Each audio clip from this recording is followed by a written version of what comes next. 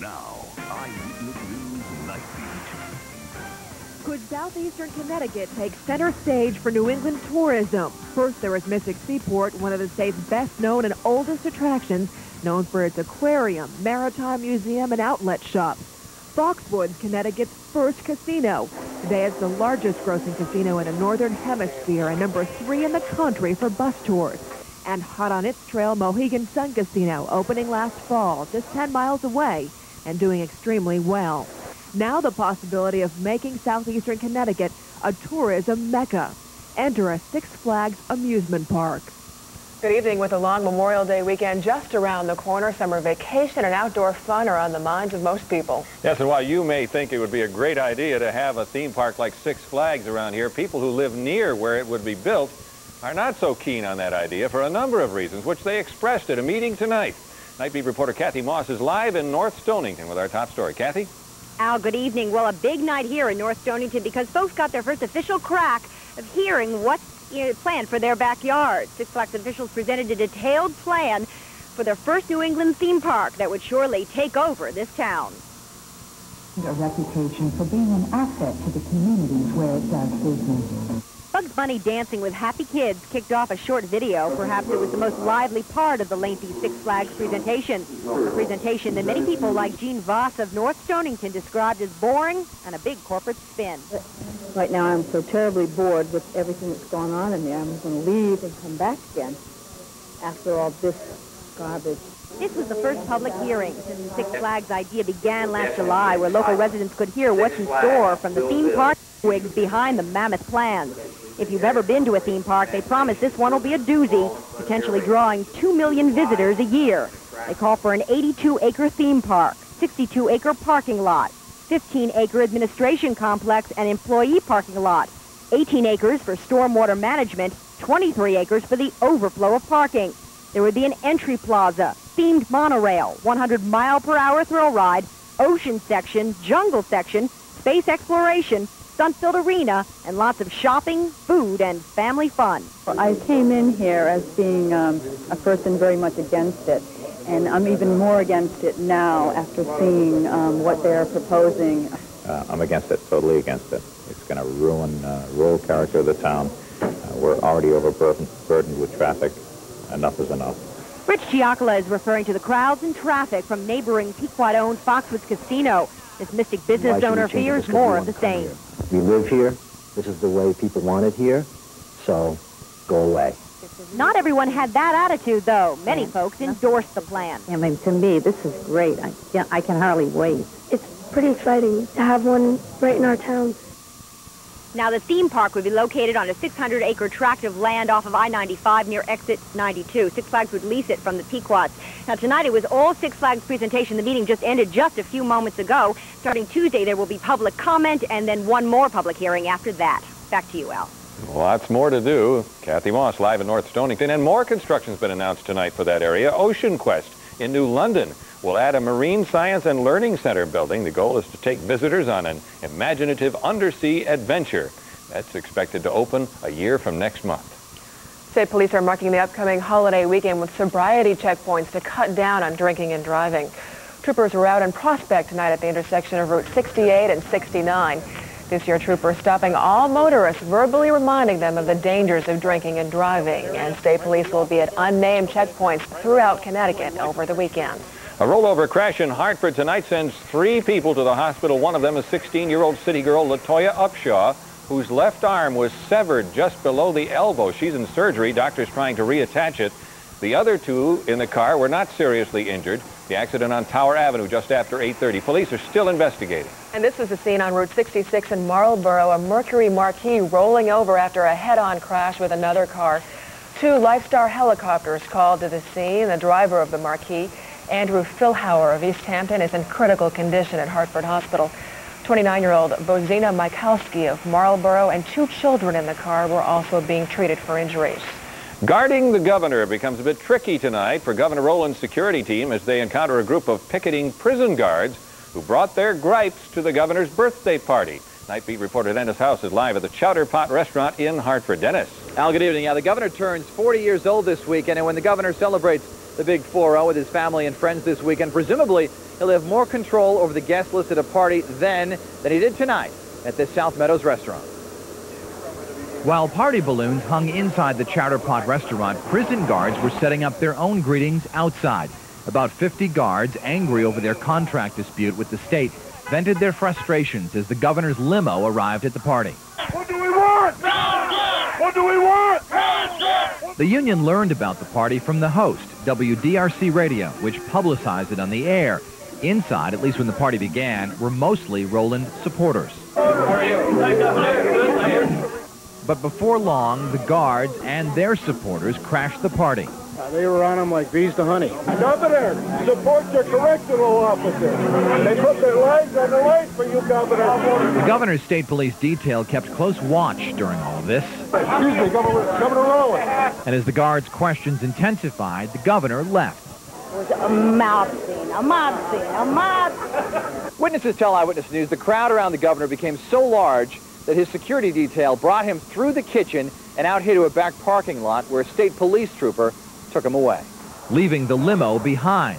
Prison guards cheered, feeling they forced the governor to leave his own party. Uncomfortable. He was mad. He was sad. He didn't have no birthday party. We ruined it. Think this is an appropriate place to do it? To confront him at a birthday party for him? Well, he's ruined the last 4 birthdays of mine by not giving me a raise. This is not the first time prison guards have demonstrated in front of the governor, and they tell Eyewitness News tonight it will not be the last. Incidentally, the governor released a brief comment. He said that the union membership, rather than trying to intimidate him at a public event, should at least offer that contract, put out a contract vote to the rank-and-file prison guard members. Donna, back to you. Donna's House live in Hartford. Thanks. News from the state capitol tonight. This year's legislative session is winding down, and lawmakers have a full plate before them. Among the bills in the Senate is a proposal to eliminate soft money from campaigns, another to ban so-called dumpster diving for corporate secrets, and bills to toughen domestic violence laws. The House is working on a bill to strip welfare benefits from people who make false statements on applications. A major announcement from the Hartford stage tonight. A longtime artistic director, Mark Lamos, is leaving his post in December to become the theater's resident artist. In his new role, Lamos will continue to direct productions. Meantime, a transition committee is searching for his replacement. Well, the Memorial Day weekend is almost here, and the question is this weather going to get any warmer? I hope so. Hilton Kaderli has a first look at Connecticut's most accurate forecast. Hi, Hilton. Hey, Donna, Al, I'm sure the weather's going to get warmer, but you can't prove it by tonight's figures. Overnight, temperatures in the mid-40s, 44 degrees, breezy and chilly. When you wake up in the morning, partly sunny. Temperatures in the 40s, and as we go into midday tomorrow, near 60. That doesn't look too bad, does it? With breezy conditions, and by evening, even milder. Temperatures in the mid-60s with partly cloudy weather. So there is milder weather on the way, and we'll let you know how long we expect this milder trend to continue. Full forecast coming up in just a few minutes, folks. All right, Hilton, thanks. The Michael Kennedy sex scandal heads from the newspaper to the district attorney's office. The former babysitter, who reportedly had had an affair with Kennedy when she was just 14 years old, has met now with DA officials at a Dedham, Massachusetts hotel. Lawyers for her family have said they don't want to file statutory rape charges against the son of the senator, the late Senator Robert Kennedy. The alleged victim is now a 19-year-old student at Boston College. NBC sportscaster Marv Albert speaking out for the first time today about the sex and assault charges against him. Albert saying the charges are false and he was never given a chance to tell his side of the story. A Virginia woman claims Albert threw her on a hotel bed, bit her, and forced her to perform oral sex. She faces a charge of threatening to kill her former boyfriend. Meantime, NBC confirms Albert will broadcast an NBA playoff game on Saturday as scheduled. Albert is expected to turn himself in next week. Also tonight, a settlement between the Air Force and its first female B-52 pilot, Lieutenant Kelly Flynn, choosing to accept a general discharge rather than face a court-martial on charges of adultery, lying, and disobedience. Flynn had asked for an honorable discharge. Members of Congress have criticized the Air Force for the way it's handled the case. Defense witnesses taking the stand for the first time today in the Oklahoma City bombing trial. Their goal is to suggest somebody other than Timothy McVeigh was responsible for the deadly federal building attack. A former coroner who's worked on terrorist bombings testifying a severed leg found at the site doesn't match any of the victims, indicating 169 people or one more than thought were killed. The defense claiming that victim is the real bomber. Also making news around America tonight, it's now the defense's turn in the murder case that led to Megan's Law.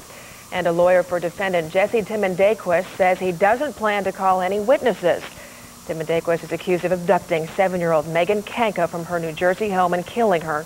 Megan's death prompted laws aimed at alerting neighbors to the presence of sexual predators. The tests are done, but the results are being kept secret. We won't know until next month whether investigators believe that James Earl Ray's rifle was the one used to kill the Reverend Martin Luther King Jr. Ray at first admitted to the 1968 assassination, and he's been in prison ever since. In Buffalo, a man trying to do a good deed gets arrested in the process. James Van Wy called police to report several guns had been stolen. He said he was concerned they'd be used against police officers, but when authorities arrived at the man's apartment, they recovered 4 guns without permits and an estimated 1 million rounds of ammunition. It took 6 cars to cart away that stash. In Seattle today, a man charged with threatening to kill Microsoft chairman Bill Gates pleads not guilty. The 21-year-old suspect could face up to 20 years behind bars if convicted. Police say he threatened to shoot Gates and his wife as part of a $5 million extortion scheme. He's free on bail tonight. And meet Lucky, a fitting name for this pooch, who treaded water for almost an hour after being tossed into a sewer drain with a weight around its neck. She was rescued by animal control officers who took a call from someone who reportedly saw 2 boys pushing the dog into the sewer. Lucky said to be in good condition following the ordeal. He already holds the record as the oldest lawmaker ever to serve in Congress, and now he's about to reach another milestone. This weekend, Strom Thurmond breaks the record for the longest ever to serve in Congress. Thurmond passing the record set by the late Senator Carl Hayden, who died in 1969 after 41 years, 10 months, and 11 days in the Senate. Thurmond has indicated he will not run past age 100. He's really something. Quite a run. And here's really something of a story. From baseball to a battle, and the whole nation's watching tonight. Will a Florida girl at the center of a cup controversy get the chance to catch in the playoffs? We'll take you live to Boca Raton to find out. Watching the weather from a unique perspective, we'll show you what some astronauts got to look at today. And a cease and desist order from a Nobel Prize-winning nun in India. Been given to the owner of a coffee house in Nashville. We're going to explain that one on the Night Beat, which is coming right back. Channel 3 Eyewitness News. This is Connecticut's news station.